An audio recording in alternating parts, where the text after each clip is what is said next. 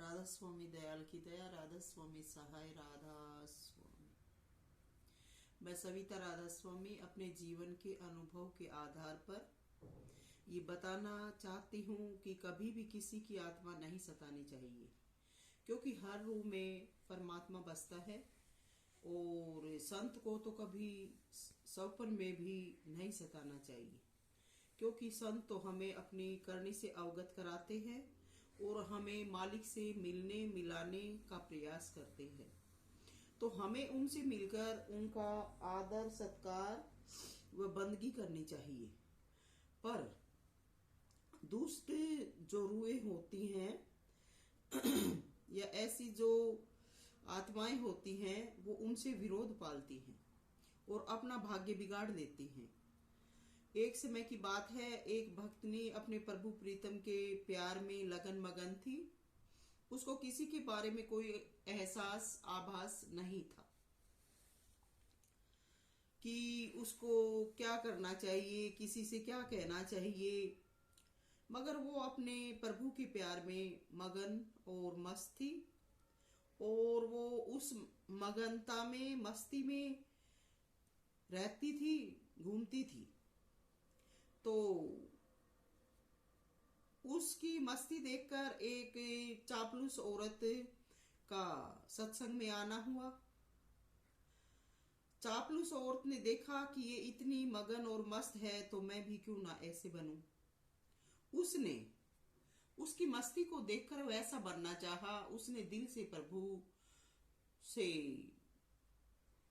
प्रार्थना, विनती और दिल से प्रभु की सेवा नहीं की। तो उसके विचार, जो गलत विचार थे दिल के, वो जाग गए। अब अगर संत सत्संग कराते और संत का कहा मानती, तो उसके विचारों को काट दिया जाता, मिटा दिया जाता। लेकिन उसने किसी की नहीं मानी। उसको भक्तनी के जीवन से जलन हुई। उसने अपना सिर, जो भक्तनी का जीवन था, उसको देखकर दे मारा और झूठा ढोंग करके, दिखावा करके उसने परमात्मा को रिझाना चाहा। लेकिन क्या परमात्मा जो होते हैं वो क्या ऐसे दिलों को जानते नहीं हैं? परमात्मा ने देखा कि इसने अब जो कर दिया, तो इसको अब कहेंगे तो ये और भी आतंकी बनेगी। परमात्मा ने उसको हाँ कर दी। लेकिन उसको ये एहसास नहीं था कि उसने भक्तनी को हटाकर खुद को आगे किया है, तो ये कर्म भी कभी ना कभी उसको झेलना पड़ेगा, भुगतना पड़ेगा। समय बीतता गया। भक्तनी तो सादे मन की, सादे स्वभाव की थी, समय को झेल गई। मगर जो चापलूस थी, उसका भी जीवन आगे आ गया। जब उसने इस प्रकार से झूठा ढोंग करके परमात्मा की तरफ बाहें फैलाई, तो उसका जो संसारी जीवन था वो उजड़ गया। क्योंकि परमात्मा भी देखता है कि कौन सच्चा है, कौन झूठा है। तो उसका संसारी जीवन उजड़ गया। उसका पति दुनिया से जाता रहा। लेकिन वो तो अपनी चापलूसी और गंदी हरकतों के कारण परमात्मा से मिली थी। अब परमात्मा कभी किसी को ये नहीं कहते कि तुम ऐसा मत करो, वैसा मत करो, लेकिन संत चेताते हैं। संत जब इस प्रकार के दिलों को, इस प्रकार की रूहों को देखते हैं, तो वो अपना संदेश देते हैं। लेकिन हम संतों से ही दुश्मनी पाल लेते हैं। ये नहीं पता कि संत हमें किस प्रकार से हमारे जीवन का अच्छा बुरा बताकर हमें इन कर्मों से बचा रहे हैं और किस प्रकार से हमें अच्छे जीवन की तरफ ले जा रहे हैं। संत तो सादे स्वभाव के होते हैं। वो जीवन के हर पल से, हर प्रकार के जीवन से अवगत होते हैं, क्योंकि वो जीवन जी चुके हैं।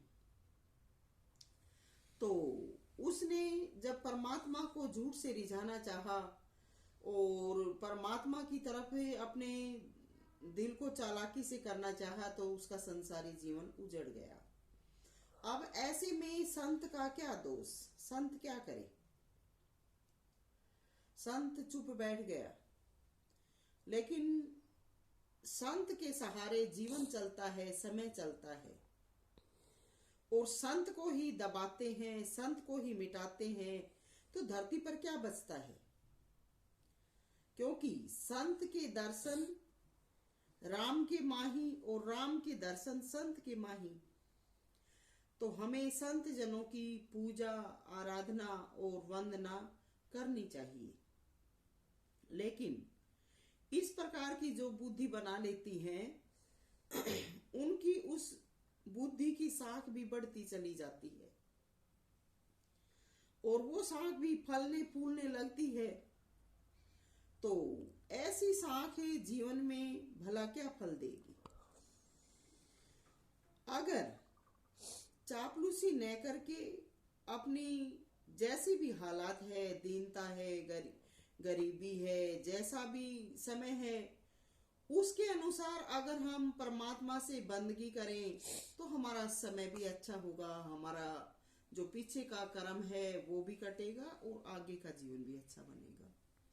लेकिन जो चापलूस बुद्धि की थी, वो कुछ समय के बाद, पति के जाने के बाद से फिर घूमने लगी। अब अगर शुरुआत से अपने दिल को परमात्मा में लगाती तो उसके बुरे समय का अंत हो जाता। लेकिन उसने तो चापलूसी से परमात्मा को कब्जा करना चाहा और